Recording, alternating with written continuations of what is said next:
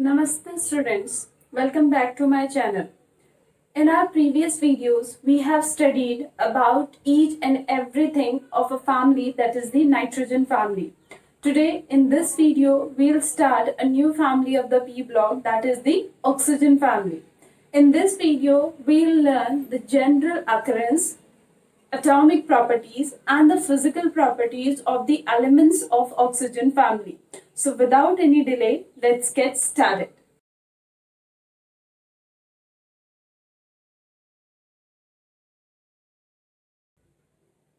So students, first of all, we have to know about the elements of this family, means which elements combines to form this family, and the name of the elements are oxygen, the symbol is O, sulfur, the symbol is S, selenium, the symbol is Se, tellurium, the symbol is Te, and polonium, the symbol is Po. So these are 5 elements which make oxygen family, and these 5 elements are also known as chalcogens. These are also known as chalcogens, though the spelling start from C, but the pronunciation is chalcogens. And why these are known as chalcogens? Because they are ore forming elements. They are ore forming elements. Means the different elements combine with these elements to form the ore. That's why these are known as ore forming elements. So these are 5 elements which forms oxygen family, and these are known as chalcogens. Why these are known as chalcogens? Because they combine with the other elements to form ore. They are ore forming elements. Now, if I talk about the electronic configuration of these members, if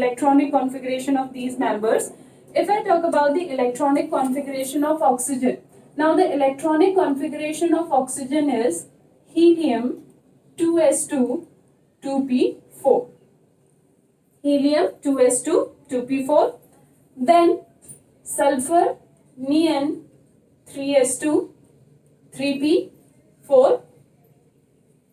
Then selenium argon 3d10 4s2 4p4. Next tellurium xenon 4d10 5s2 5p4. And next one 4f14 5d10 6s2 6p4. So these are the electronic configuration of these elements.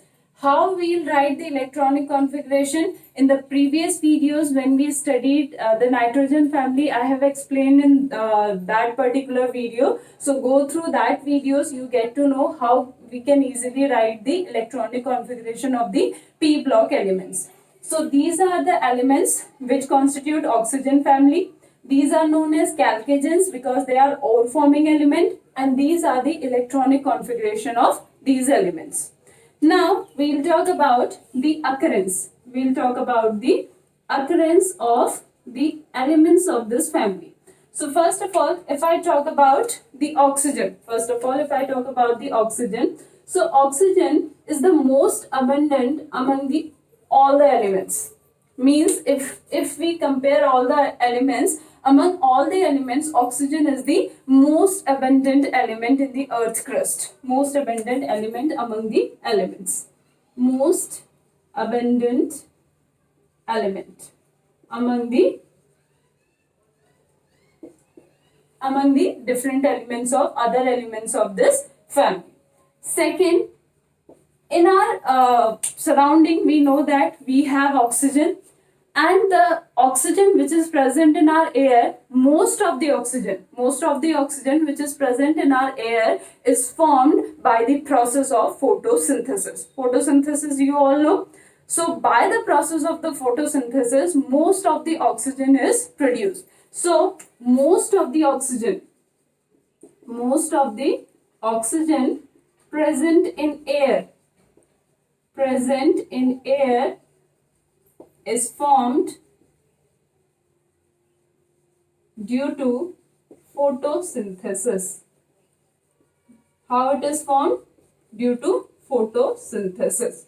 So first of all, it is the most abundant element among the elements of oxygen family. Second, most of the oxygen which is present in air is formed due to photosynthesis. Third, it make 23% by mass of the atmosphere. It means in our atmosphere the oxygen forms 23% by mass. Means the mass of oxygen in our atmosphere is 23%. Second, 46% by weight in the earth crust. In earth crust also we get oxygen, and in earth crust we get 46% by weight of the oxygen, and that oxygen we get mainly in the form of silicates.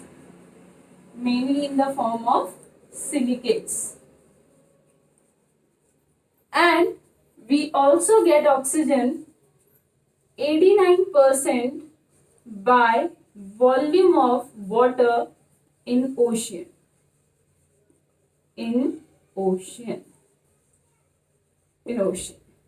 So oxygen is the most abundant element among the elements of group 15. Most of the oxygen which is present in our air is formed due to photosynthesis. Oxygen makes 23% by mass of the atmosphere, 46% by weight in the earth crust, mainly in the form of silicates, and 89% by volume of the water in ocean. Now this is all about the occurrence of the oxygen. Next, if I talk about sulfur. So sulfur is the 16th most abundant element in the earth crust. Sulfur is the 16th most abundant element in the earth crust. Now, the sulfate means the sulfur is primarily occur either in the form of sulfates or in the form of sulfides. Means we get sulfur either in the form of sulfates or in the form of sulfides. Other sources are also there, but primarily sulfur is present in the form of primarily we get sulfur either in the form of sulfates. If I told you some example of sulfates like gypsum, CaSO4 .2H2O, and Epsom salt, MgSO4.7H2O, and barite, BaSO4. So these are some example in which we get sulfur in the form of the sulfates or sulfides And if I give you the example of the sulfides like galena, PBS, zinc blende, ZNS. So these are the examples of sulfides in which we get sulfur in the form of the sulfide. So primarily we get sulfur either in the form of the sulfates or in the form of sulfides.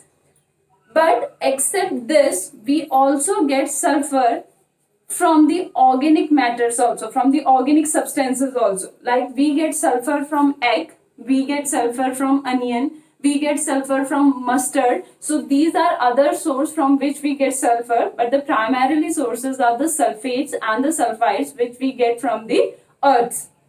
Now this is the occurrence of the sulfur. If I talk about the occurrence of the selenium and tellurium, if I talk about the occurrence of the selenium and tellurium, so selenium and tellurium, the major source of the selenium and tellurium is the anode mud, which we get during the electrolytic refining of the copper. So during the electrolytic refining of the copper, the anode mud which we get, that anode mud contain maximum amount of the selenium and tellurium.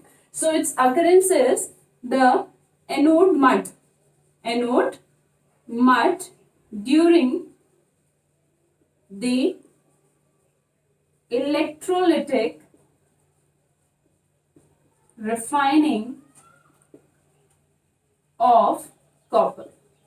So during the electrolytic refining of copper, the anode mud which we get contains the maximum amount of the selenium and tellurium. And if I talk about polonium, if I talk about the occurrence of the polonium, so polonium, first of all, it is a radioactive element and it present as a decay in the uranium and thorium. So in the uranium and thorium element, it is present in the form of decay. So this is all about the occurrence of the members of oxygen family. Now we'll move to the atomic properties of oxygen family. The atomic properties of oxygen family. Property. The first atomic property is atomic and ionic radii. Atomic and ionic radii. Now, if we compare the atomic and ionic radii of the oxygen family with the nitrogen family, if we compare the atomic and ionic radii of the oxygen family with the nitrogen family, then the atomic and ionic radii of the oxygen family is smaller as compared to the atomic and ionic radii of the nitrogen family. Nitrogen family is the 15th group, whereas oxygen family is the 16th group. So here we can write that the atomic and ionic radii of 16th group element is smaller than the 15th group element. Smaller than the 15th group element. Now why it is smaller than the 15th group element? Because as we move from left to right in a period, nuclear force of attraction increases, but the number of shells remain same. So because of these two reasons, atomic radii goes on decreasing. So the atomic radii of the oxygen family is smaller than the nitrogen family, and if atomic radii is smaller, then obviously ionic radii should be smaller. And if we talk about down the group, so as we move down the group, due to the increase in the number of the shells, atomic radii increases. So due to the increase in the number of the shells, atomic radii increases. Next, we will talk about the ionization enthalpy. Now, first of all, what is ionization enthalpy? Ionization enthalpy is the amount of the energy required to release the most loosely bounded electron from an isolated gaseous atom. So the amount of energy which is required to remove the most loosely bounded electron or the outermost valence electron from an isolated gaseous atom, that amount of energy is known as ionization energy. Now, if we talk about the general trend of the ionization enthalpy, as we move left to right in our period, atomic size decreases. Due to the decrease in the atomic size, nuclear force of attraction increases, and if nuclear force of attraction increases, it becomes difficult for us to remove the outermost electron. So the ionization enthalpy increases. But if we talk about the first ionization enthalpy, of oxygen family is smaller than the first ionization enthalpy of the nitrogen family. The reason behind this is the electronic configuration. If I write the electronic configuration of oxygen, then it is helium 2s2 2px2 2py1 2pz1 2s2 2p4. And if I write the electronic configuration of nitrogen, it is helium 2s2 2px1 2py1 and 2pz1. In our previous class, that is 11th class, we have studied that half-filled or fully filled electronic configuration are more stable as compared to the partially filled. In this, it is partially filled configuration, but this one is half-filled configuration. So it becomes difficult for us to remove one electron from this, because when we remove one electron from this, it becomes less stable. Right now it is more stable. Why it is more stable? Because of this half-filled electronic configuration. So because of half-filled electronic configuration, it is more stable. But this is partially filled, and if I remove one electron from this, after removing one electron, it becomes half filled. So it becomes more stable. It means by the removal of one electron from here, we convert more stable form to less stable form. So it takes more energy. And in this, we have to convert less stable form to more stable form by removing one electron. And this takes lesser amount of energy. And because of this reason, the first ionization enthalpy of oxygen family is less than that of the nitrogen family. But the second is again greater than the nitrogen family. Because when we removed one electron, the configuration becomes helium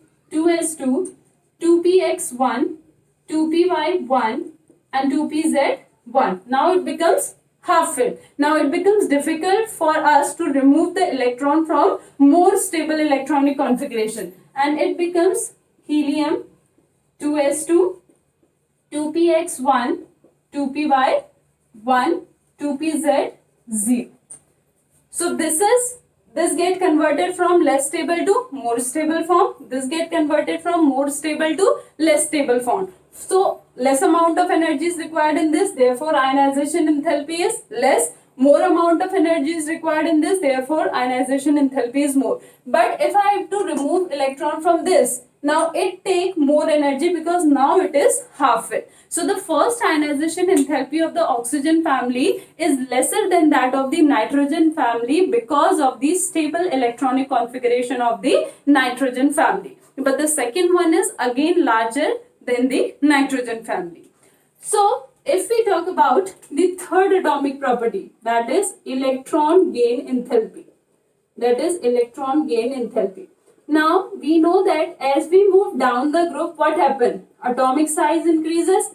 Now due to the increase in the atomic size, the distance from the nucleus to the outermost shell increases, and it becomes difficult for the nucleus to accept the outermost electron, as a result of which electron gain enthalpy becomes less negative. So, means if we move down the group, when we move down the group, electron gain enthalpy becomes more and more negative. But in this case, means in oxygen family, the electron gain enthalpy is least negative in case of oxygen.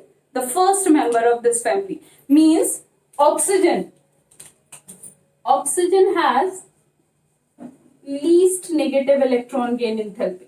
Least negative electron gain enthalpy. And what is the reason behind this? The reason behind this is the size. The size of oxygen is very small.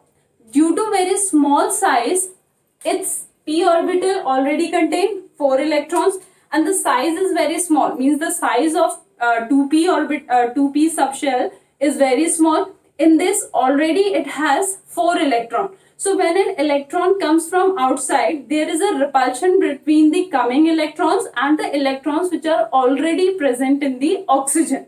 in the 2p of the oxygen. So there is an electronic repulsion, and due to the electronic repulsion, oxygen has least negative electron gain enthalpy. So why oxygen has least negative electron gain enthalpy? Because of its small size. Because of its small size, the electron density in 2p is very dense. That's why there is a repulsion between that electrons and the electron which is coming from the outside. And because of this reason, the oxygen has least negative electron gain enthalpy. But as we move from oxygen to sulfur, size increases. Due to the increase in the size, the electron cloud in 3p become less dense, and due to less denser electron cloud, there is a less repulsion between the already present electron and the electron which is coming from the outside. Therefore, its electron gain enthalpy becomes more negative than the oxygen. So, sulfur has the most negative electron gain enthalpy. Why sulfur has most negative electron gain enthalpy? Because as we move down the group, we know that electron gain enthalpy goes on means decreasing, means less negative. Electron gain enthalpy becomes less and less negative. And in oxygen, why it is least negative? Because of the electron repulsion. So sulfur is the element in the oxygen family which has the most negative electron gain enthalpy. And down the group, the electron gain enthalpy becomes less negative. Clear? So this is all about the electron gain enthalpy of the oxygen family. Now we'll talk about the fourth atomic property of oxygen family, that is electronegativity. Now what is electronegativity? Electronegativity is the tendency of an element to attract the shared pair of electron towards itself. So it is not the tendency to take an extra electron. It is a tendency to attract the shared pair of electron towards itself. So if we talk about electronegativity, oxygen is the most electronegative element among the elements of the oxygen family. And if we talk about the periodic table, in periodic table, oxygen is the second most electronegative element because the first position is occupied by the fluorine. So fluorine is the most electronegative element in the periodic table, and the second number is oxygen. And why it is so? Again, because of the size. Why electron gain enthalpy is less negative, least negative? Because of size. And why it is the second most electronegative element in our periodic table? Again, due to size. So due to its small size, it has a strong tendency to attract the shared pair of electron towards itself. Therefore, oxygen is the most electronegative element in this family. Most electronegative element is oxygen.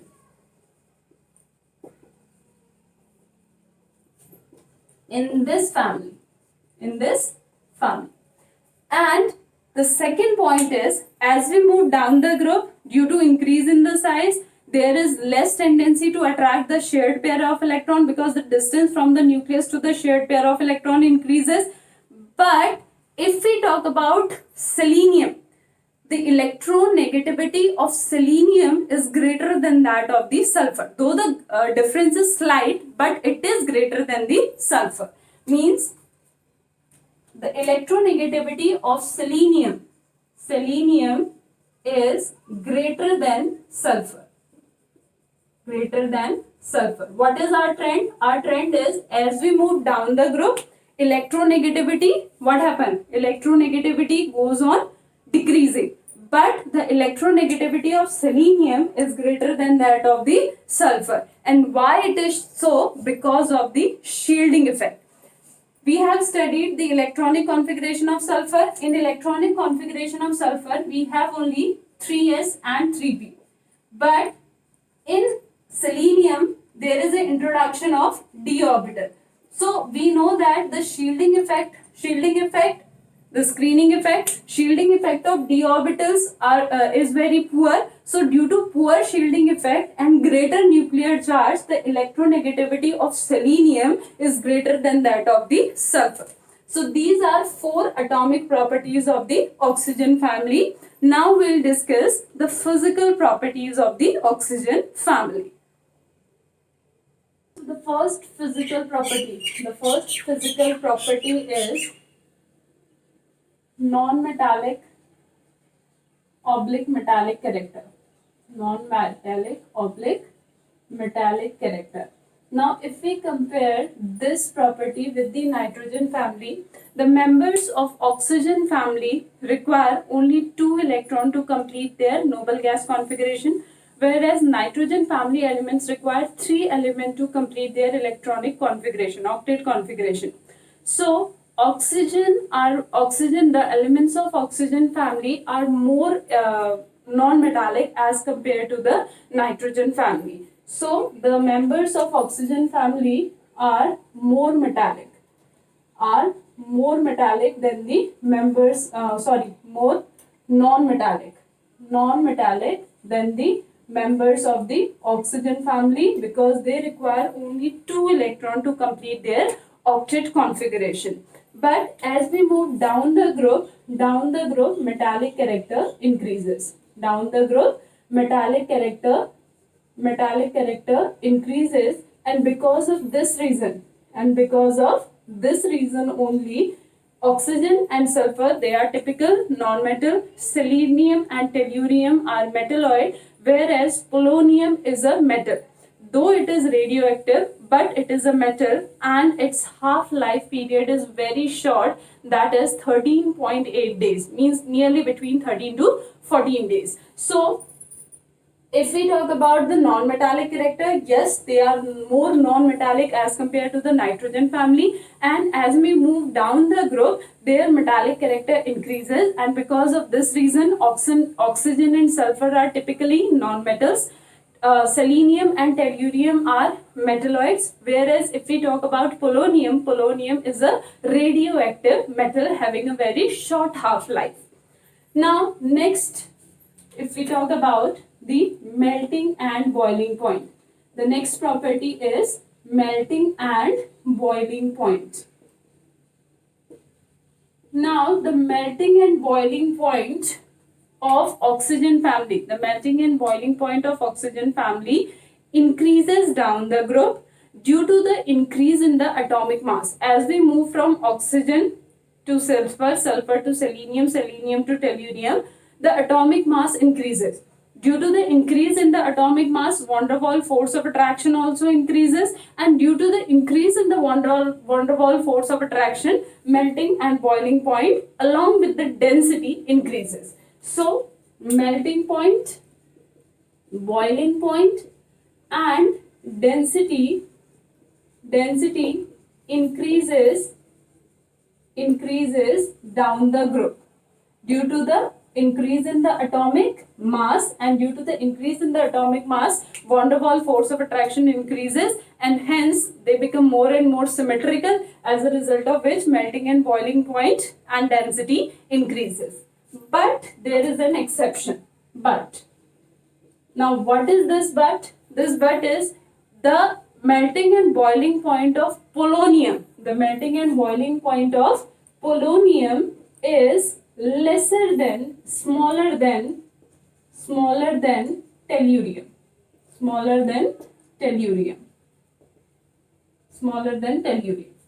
Means as we move down the group, melting point and boiling point increases, but the melting and boiling point of polonium is smaller than that of the tellurium. Now the reason behind this is inert pair effect. We know that when we move down the group, the S electrons, there is an inability of the S electron to participate in the bond formation, and this inability of the S orbital electron, the outermost S orbital electron, to participate in the bond formation is known as inert pair effect. So due to inert pair effect, the melting point and boiling point of polonium is smaller than that of the tellurium. So down the group, melting point, boiling point and density increases, but due to inert pair effect, the melting point and boiling point of polonium is smaller than that of the tellurium. Now third, if I talk about the third one, in third I'll deal with the catenation. Third one is catenation. Third one is catenation. Now, due to small size of oxygen and its high electronegativity, due to very small size of oxygen, there is an inter-electronic repulsion between the lone pairs of the oxygen. When two oxygen combines to form any molecule, when two or more atoms combine to form any molecule, due to inter-electronic repulsion which exists between the valence electron which are present in the oxygen atom, there is increase in the energy of that particular system, and due to the increase in the energy, stability decreases. So due to small size, oxygen has lesser tendency to form a chain of more number of atoms of oxygen, but due to larger size, sulfur has a tendency to combine a number of atoms to form a molecule, to form a giant molecule. So in oxygen family,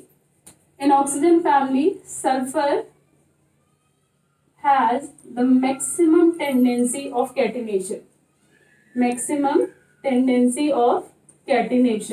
Why oxygen doesn't have? Because of very small size, there is an electronic repulsion between the electrons of the two oxygen atoms. Because of this, oxygen doesn't have too much property of catenation, but sulfur has. And as we move down the group, due to the increase in the size, the tendency of catenation decreases. So sulfur has the maximum tendency of catenation in this group.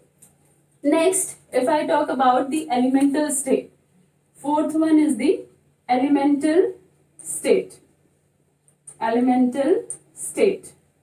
Now, if I talk about oxygen, then oxygen exists as a diatomic gas, while the other elements exist as octatomic solids. Now, what is the reason behind this? First of all, we'll study the reason behind the diatomic and the octatomic elemental state. Oxygen has a strong tendency to form p-pi bonding. Why oxygen has a strong tendency to form p-pi bonding with itself? Because of small size and its high electronegativity, it can easily form p-pi bonding between two oxygen atoms. But due to larger size and less electronegativity, instead of forming the pi bond, other elements prefer to form sigma bond with the other atom, with their other atoms. Means if sulfur is there, so instead of forming pi bond with other sulfur atom, the sulfur atom try to form the sigma bond with the other sulfur atom. So because of small size and high electronegativity, it forms p-pi bond, but the other element doesn't form p-pi bond. And because in this, though the size is very small, so the property of catenation is not so much because of the repulsion between the existing electrons. So it occurs in the form of diatom. Due to the presence of diatom, there is very little amount of van der Waals force of attraction between the atomic molecules. आपका जो oxygen है, that oxygen which exists in a diatomic molecule, its molecular mass is less than as compared to the octatomic molecule, and due to lesser molecular mass, the van der Waals force of attraction between two oxygen molecule is less.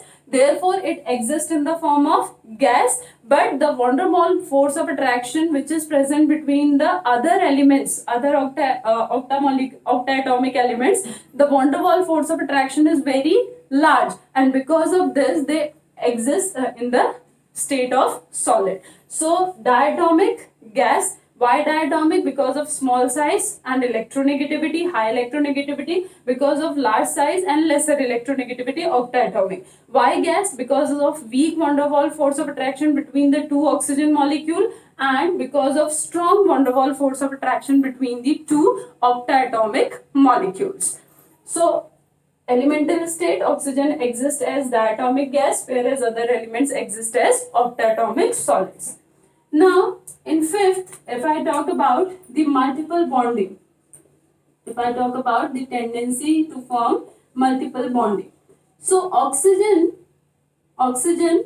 has a strong tendency to form p-pi multiple bond with itself as well as with the other elements. Means oxygen can easily form a p-pi multiple bond with itself, with its own atom, or with the other atoms. And if we talk about the other elements they don't form p-pi multiple bond, but they form p-pi multiple bond. What they form? They form p-pi multiple bond, but the tendency to form a stable p-pi bond decreases as we move from sulfur to tellurium. So oxygen forms